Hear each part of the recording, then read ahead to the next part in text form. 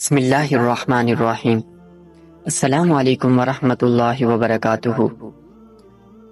سب سے پہلے میرے ساتھ مل کے حضور نبی کریم صلی اللہ علیہ وآلہ وسلم کی بارگاہ ناز میں درود شریف کا نذرانہ پیش کریں۔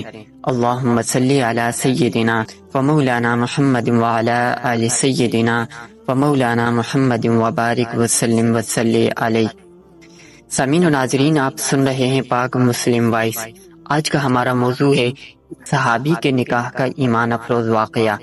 اگر آپ ہمارے چینل پر نئے ہیں، مزید اسلامی واقعات سننے کے لیے ہمارے چینل کو سبسکرائب کر لیں اور پورا واقعہ سننے کے لیے ویڈیو کے اینڈ تک ہمارے ساتھ جڑے رہیں۔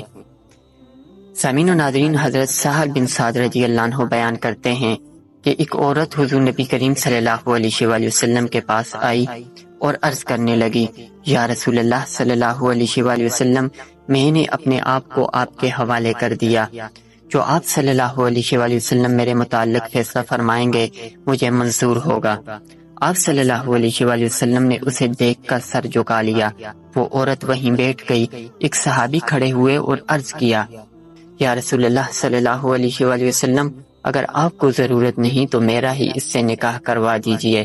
آپ نے فرمایا، تیرے پاس مہر دینے کے لیے کچھ ہے؟ اس نے کہا، خدا کی قسم حضور صلی اللہ علیہ وآلہ وسلم، میرے پاس کچھ نہیں ہے۔ آپ صلی اللہ علیہ وآلہ وسلم نے فرمایا، تو اپنے عزیزوں کے پاس جا کر کچھ لے آؤ۔ وہ گیا اور واپس آ کر کہنے لگا، خدا کی قسم یا رسول اللہ صلی اللہ علیہ وآلہ وسلم، مجھے کوئی چیز نہیں ملی۔ آپ صلی اللہ علیہ وآلہ وسلم نے فرمایا، اگرچہ لوہے کی ایک انگوٹھی ہی مل جائے وہ لے آؤ۔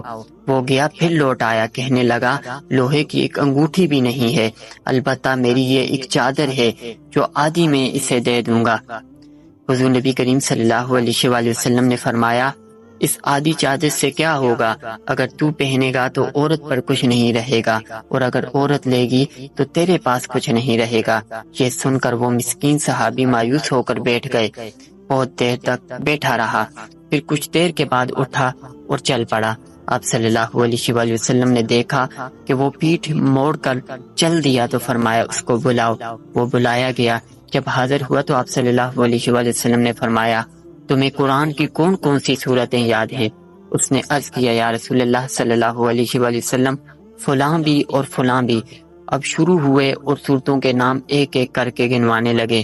آپ صلی اللہ علیہ وآلہ وسلم نے فرمایا، جا اس قرآن کے بدلے میں نے اس عورت کا نکاح تیرے ساتھ کر دیا، جا کر اس کو قرآن سکھا دینا۔ سامعین محترم، یہ حضور نبی کریم صلی اللہ علیہ وآلہ وسلم کی اپنے صحابہ کے ساتھ کتنی محبت تھی کہ ایک صحابی جن کے پاس کچھ نہیں ہوتا اور حضور نبی کریم صلی اللہ علیہ وآلہ وسلم اس کا نکاح کروا دیتے ہیں۔